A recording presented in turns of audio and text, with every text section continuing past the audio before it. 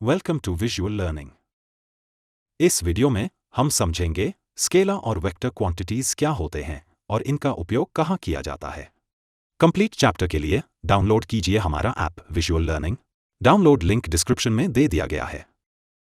Physics को समझने के लिए हम डिफरेंट टाइप की फिजिकल क्वांटिटीज का उपयोग करते हैं, जैसे मास, टाइम, फोर्स, लेंथ, डिस्प्लेसमेंट। इनमें से कुछ फिजिकल क्वांटिटी में सिर्फ मैग्नीट्यूड होता है और कुछ में मैग्नीट्यूड के साथ डायरेक्शन भी।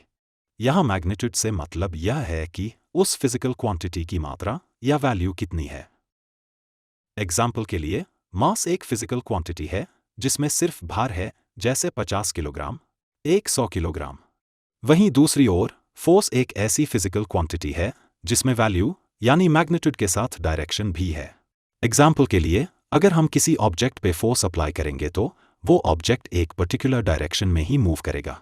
इससे हमें यह पता चलता है कि फोर्स में मैग्नीट्यूड के साथ डायरेक्शन भी है।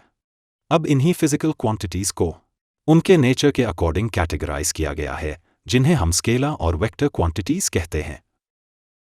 आइए इन्हें हम कुछ सिंपल एग्जाम्पल के साथ समझते हैं। Scalar quantity. स्केलर क्वांटिटी वो फिजिकल क्वांटिटीज होती हैं जिनमें सिर्फ मैग्नीट्यूड होता है, डायरेक्शन नहीं होती। इन्हें हम सिंगल नंबर और यूनिट के साथ डिस्क्राइब कर सकते हैं। एग्जाम्पल के लिए, लेंथ, टेम्परेचर, टाइम और मास, ये सभी स्केलर क्वांटिटीज हैं। Vector quantities. वेक्टर क्वांटिटीज वो फिजिकल क्वांटिटीज होती हैं जिनमें मैग्नीट्यूड के साथ डायरेक्शन भी होता है।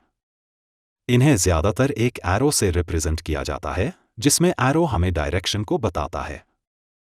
एग्जाम्पल के लिए, डिस्प्लेसमेंट, वेलोसिटी या फोर्स। Thanks for watching. ऐसी ही अमेजिंग 3D एनिमेटेड वीडियोस के लिए डाउनलोड कीजिए हमारा app visual learning. Download link description में दे दिया गया है।